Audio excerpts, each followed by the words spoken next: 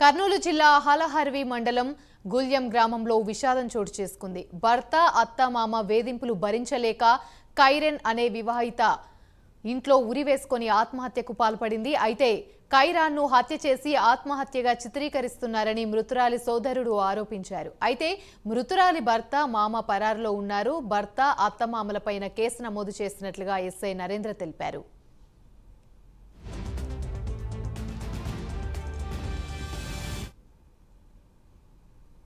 ఒక్క సంవత్సరం మాత్రం బాగా చూసుకున్నారు. ఆయన తర్వాత కొట్లాడుకుంటా ఒకటి కాల్ చేసినారు. మూగడ కాల్ చేసిన తర్వాత మళ్ళీ మేము తోలుకుని వచ్చినాము. మన ఊరు పెద్దోడు వచ్చి లేదప్ప అట్లా చేయకూడదు పంపించండి అని పంపించినారు వాళ్ళ ఇంటికి. వాళ్ళ ఇంటికి పంపించిన తర్వాత మళ్ళా అట్లా చేసినాడు. ఒక తల్లికి మళ్ళా కడుపు ఉంది, మళ్ళీ తొలగిపోయి మన ఇంట్లోనే డెలివరీ చేస్తామని. అయిన తర్వాత వాళ్ళేమి ఒక్కరు రాలేదు ఇంటికాడికి రాకపోతే ఏం చెప్పినారు, పెద్దవాళ్ళు మళ్ళీ వచ్చినారు. కాదప్ప అట్లా పెట్టుకోకూడదు, డెలివరీ అయింది కదా వాళ్ళ ఇంటికి పంపించండి, వాళ్ళు వచ్చేలేదంటే ఏముంది మీరే పంపించండి అని పెద్దవాళ్ళే వచ్చి చెప్పినారు. వాళ్ళ మాట వింటూనే పంపించినాము. పంపించిన తర్వాత మళ్ళా కొట్టిన తర్వాత స్టేషన్కి పోతానని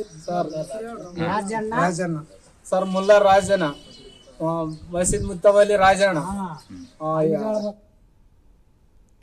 నంద్యాల జిల్లా శ్రీశైలం భ్రమరాంబ